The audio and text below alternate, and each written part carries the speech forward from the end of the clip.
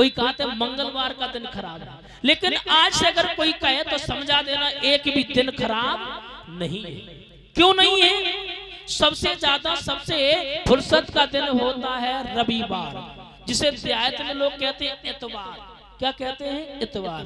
फिल्मी दुनिया वालों ने गाना गाया था परीक्षित महाराज कि एतबार नहीं करना।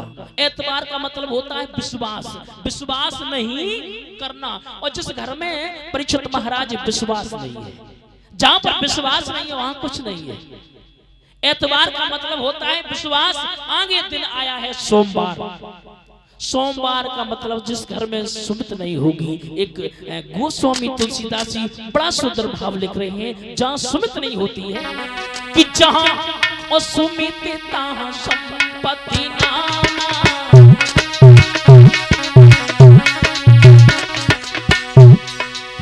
जहां सुमित संपत्ति नाना, जहां और जहां कुमित विपत्ति हाना।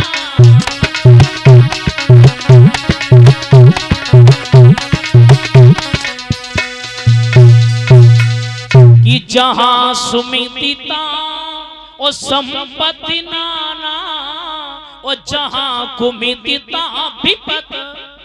श्रोताओ, सुमित का मतलब होता है जिस घर में भाई भाई में प्रेम होता है, पति पत्नी में प्रेम होता है, सास ससुर में प्रेम होता है, वहां पर कभी कलह और लड़ाई होने वाली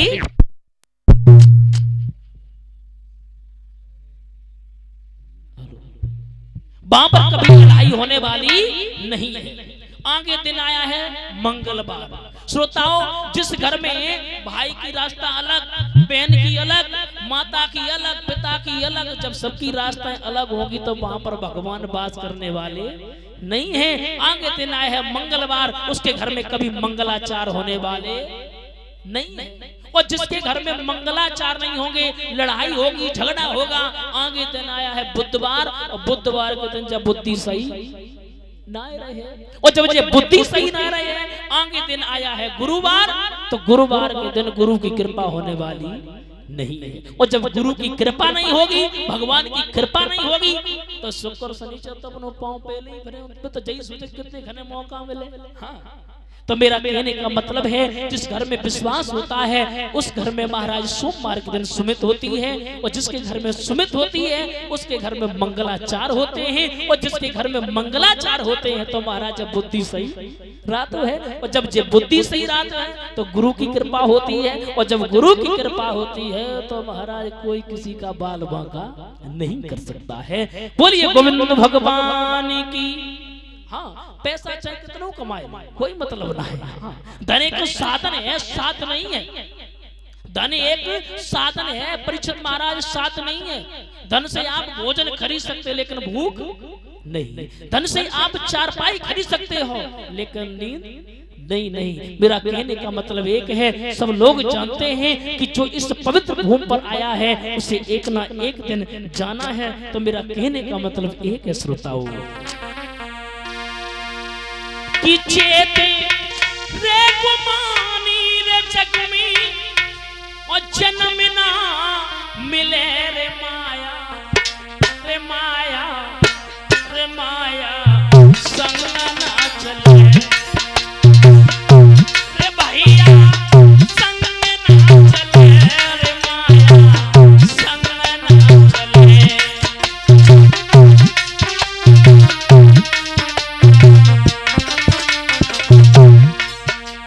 श्रोताओ, 10 से 16 गई खेल में, 20 गई है मधु की जेल।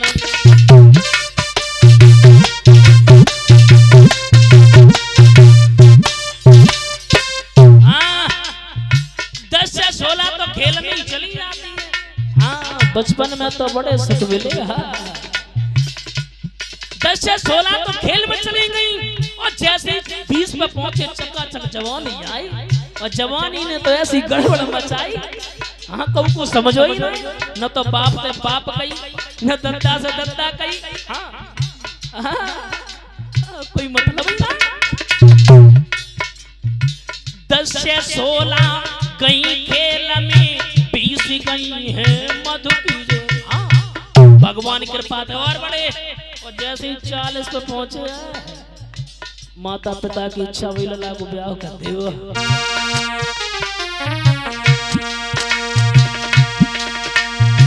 40 भाई तेरी संग खेले, 40 भाई तेरी संग खेले, और 55 हाथ मले रे माया, रे माया, रे माया संग ना चले भैया, संग ना चले रे माया, संग ना चले।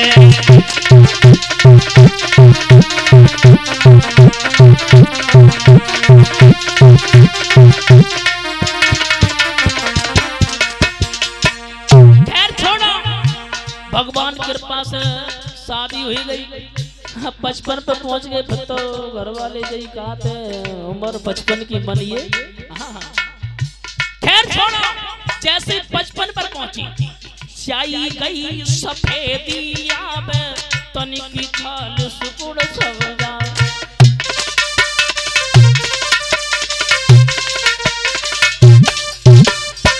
छोड़ो, स्याही गई सफेदिया में, स्याही का मतलब दद्दा शरीर की चिकनावट। हाँ, जवानी पर टमाटर जैसे गाल होते, बुढ़ापे में छुहारे जैसे हो गए। स्याही गई सफेदिया में, तनिकी खाल सुकुड़ सवगा। हाँ, सफेदी का मतलब सफेद बाल, जैसे सफेद बाल भाई बुढ़ापो चल, और जब बुढ़ापो में दद्दा पर कुछ होता ही ना है। और भगवान एक विद्वान लिख रहा है, बंदर जैसो मुखी हुई चापे, बंदर जैसो मुखी हुई चापे, और डगमग नार हिलर माया, रे माया, रे माया संग ना चले भैया, संग ना चले रे माया, संग ना चले।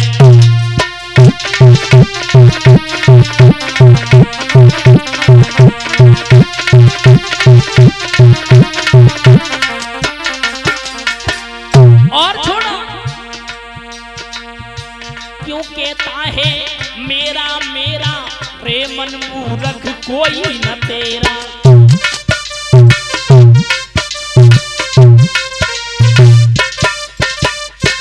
हाँ, दद्दा कहते नाती चलो लड़का ने सेवा ना करी, नाती करे माता आस लगी होती है। हाँ, नाती सेवा करे, लेकिन एक बात कहे लड़का कर दे, लेकिन नाती 3 बातें याद रखना, जीवन में कभी फेल नहीं होगे। वो कौन सी?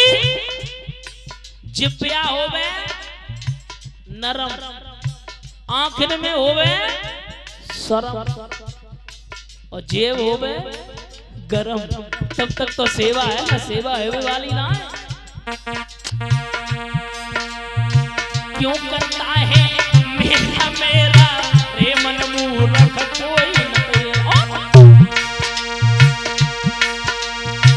आखिर है परलोक में तेरा, आखिर है परलोक में तेरा, और कहत कबीर हरे रे माया, रे माया, रे माया संग ना चले भैया, संग ना चले रे माया, संग ना चले।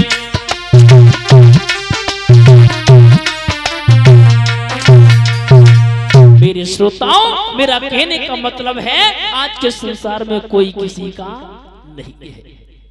अभी आप श्री शास्त्री जी के द्वारा बड़ी सुंदर पावनमयी कथा का श्रवण पान कर रहे थे। आगे के प्रसंग में हम भी आपको जोड़ेंगे। श्रोताओं, एक बात बता दे, कोई भी भगवान की कथा हो, हर कथा से हमें शिक्षा मिलती है। जो लोग कथा का मन लगा करके श्रवण पान करते हैं, उस कथा से हमें शिक्षा मिलती है। अभी आप कथा का श्रवण पान कर रहे थे, आत्मदेव की पावनमयी कथा। आत्मदेव क्या है? आत्मदेव क्या है? उनकी पत्नी है जिसका नाम है धुंधली। यथो नामो तथो गुणा, जैसे नाम वैसे गुण।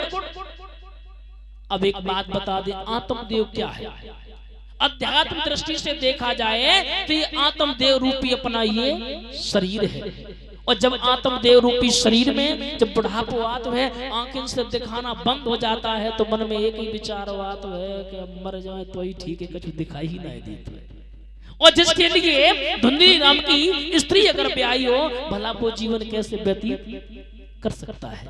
मेरे श्रोताओं, एक बात और बता दें, दो पुत्र हैं, दोनों पुत्रों की रास्ताएं अलग अलग।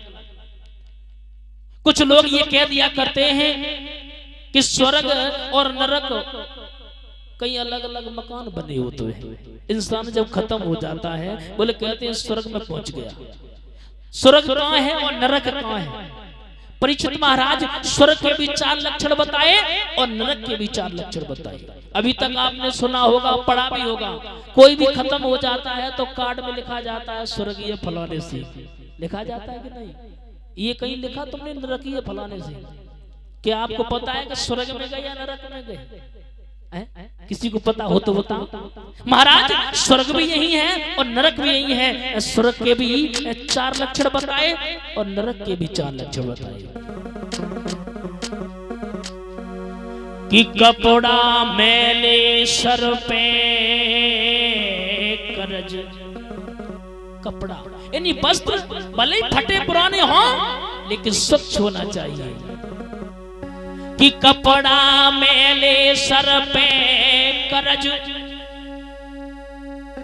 घर में कुलक्षणी नार, बेवकूफ औलाद होवे तो नरक के लक्षण 4।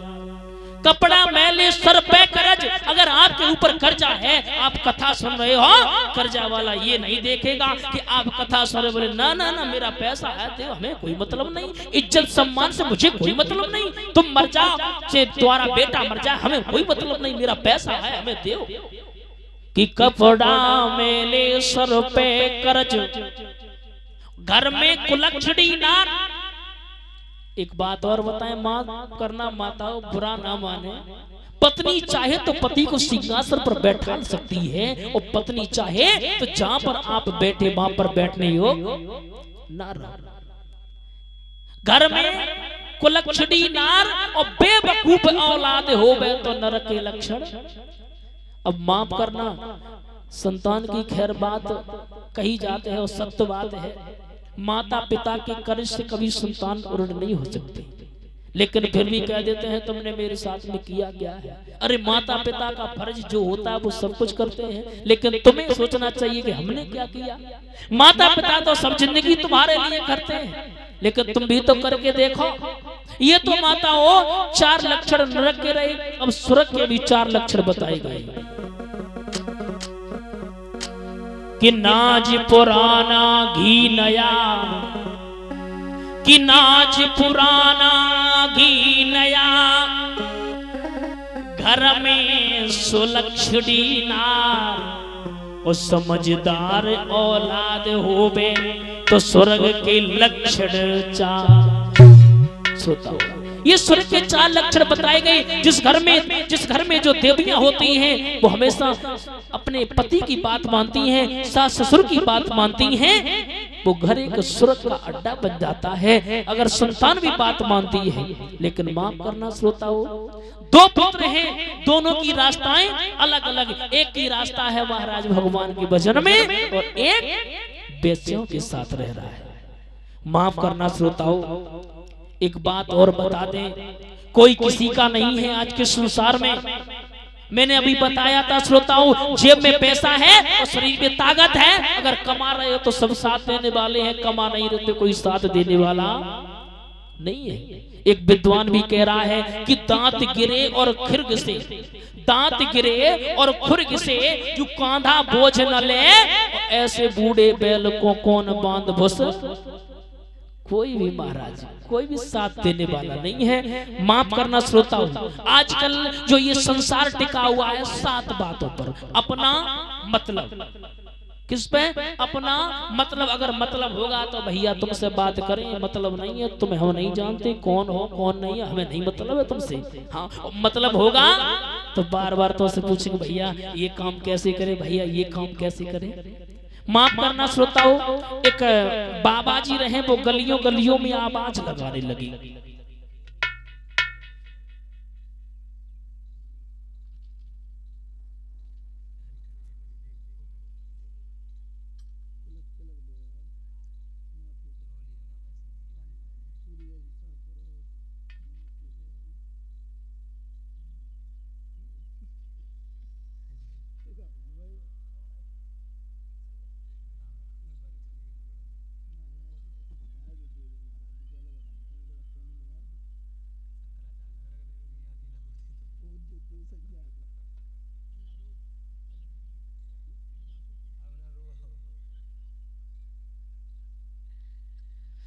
भोले गोविंद भगवान की आए। सभी भक्त एक छोटा सा भजन बोलेंगे, उसके आगे भगवान की पावन में कथा। सभी भक्त ताली बजाते हुए बोलेंगे।